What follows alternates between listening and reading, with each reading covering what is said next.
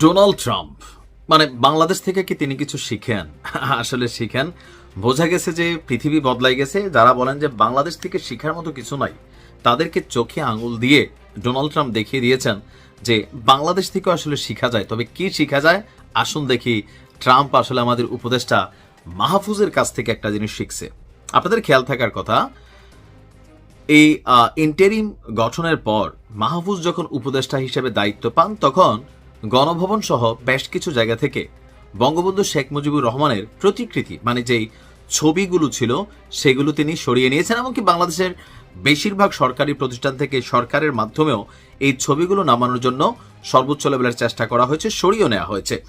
তো এই ইতিহাস কি শুধু বাংলাদেশেই ডক্টর ইউনুস বা এই মাহফুজরাই করলো নাকি না আরো কোথাও করছে? জি, এখন আমরা কেন বললাম যে বাংলাদেশের পর এই দৃশ্য আমরা আপাতত দেখতে পাচ্ছি ট্রাম্প প্রশাসনে। হঠাৎ করে এক অদ্ভুত নির্দেশ দিয়েছেন ট্রাম্প।